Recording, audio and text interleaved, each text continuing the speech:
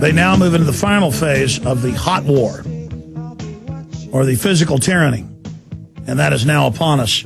Your calls are coming up. Okay, Paul wants to continue with these articles you've got.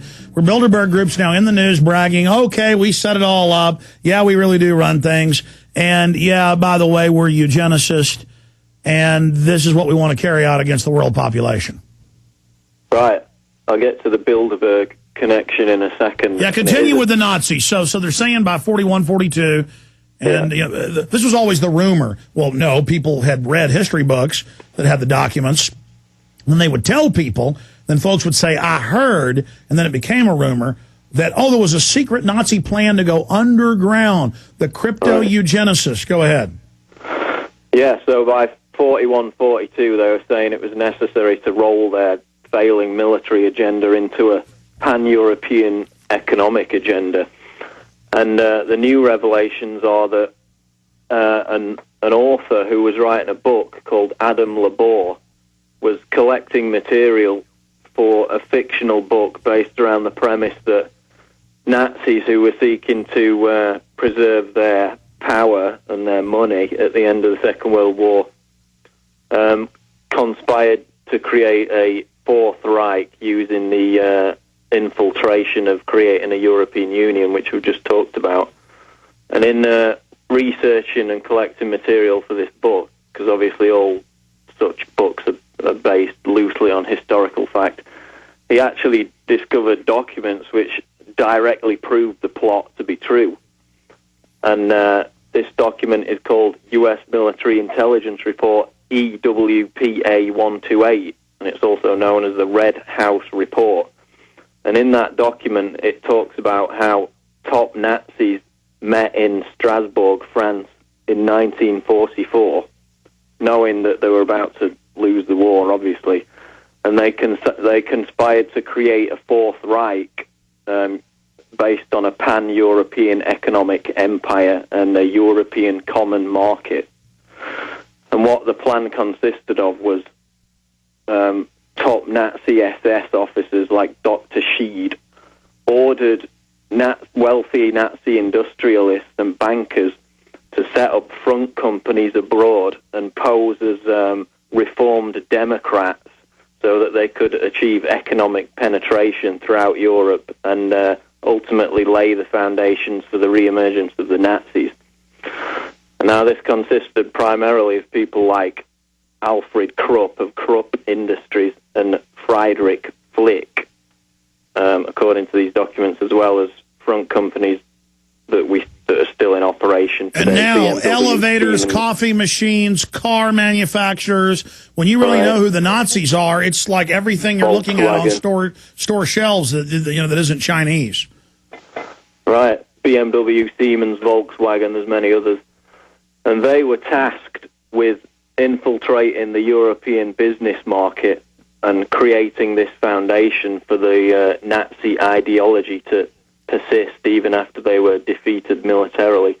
And we've got a quote in the article from historian Michael Pinto-Duchinsky, who said, quote, "For many leading industrial figures close to the Nazi regime, Europe became a cover for pursuing German national interests after the defeat of Hitler. The continuity of the economy of Germany and the economies of post-war Europe is striking.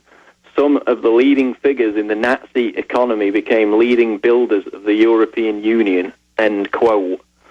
Now, the key man in all this is somebody called Hermann Abs, surname ABS. Now, he was known as Hitler's top banker. And in fact, David Rockefeller, let me get the direct quote, called Abs the greatest banker of the 20th century. Now, Abs was on the board of Deutsche Bank when the Nazis rose to prominence in the 1930s, and he also held no less than 40 directorships in Nazi companies during that same period. He was also on the board of IG Farben, who, of course, made the Zyklon B gas, held the patent to it, which was used to kill the concentration camp victims. He was also put in charge of allocating Marshall Aid reconstruction funds, so he basically managed Germany's economic recovery after the war. Now, where it gets even more interesting is the fact that ABS was a founding member of the European League for Economic Cooperation, which was set up in 1946. Now, just by coincidence, the other people who helped him set this up, and this European League for Economic Cooperation still exists today. It was one of the primary drivers behind the eventual creation of the European Economic Market in 1957. It still exists today, and it has an advisory status at the Council of Europe and on the United Nations Economic Commission for Europe. So this was a key organization in setting the foundation for the creation of the European Union. It was set up by ABS, a top Nazi, Hitler's top banker, and, I might add, a Bilderberg member when the Bilderberg organization came into existence in just before 1954.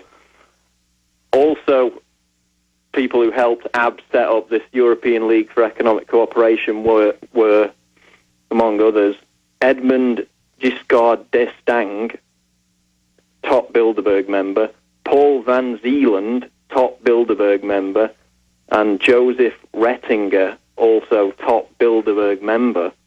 So you've got, obviously Bilderberg came into existence in the early 50s.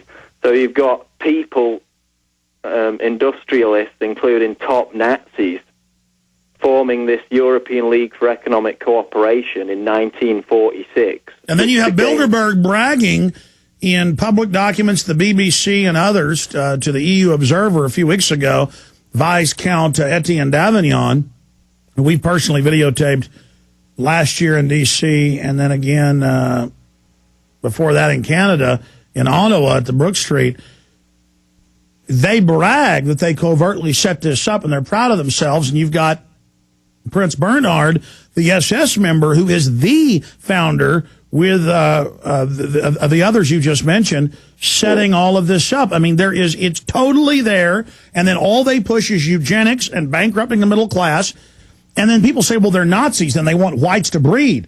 No, then they fund these programs to have the West not have children as the West dies, and they have all these Bilderberg Group members and Club of Rome people come out and say that they want to cut the population of Australia, England in half, Canada in half, U.S. in half. And then when you read their eugenicist documents for all the white supremacists out there who are thinking, ooh, we like the New World Order then. No, you don't.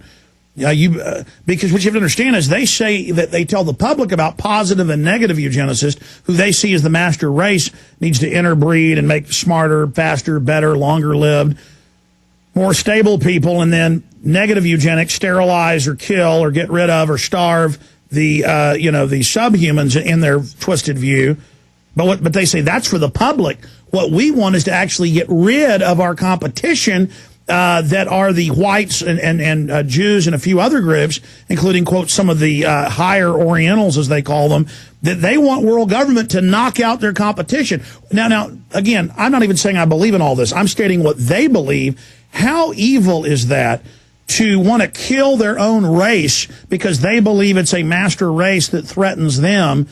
I mean, these are some sick puppies, man. These are some sick people, Paul. Right, and knowing the origins of their ideology, it's no surprise, because as you mentioned,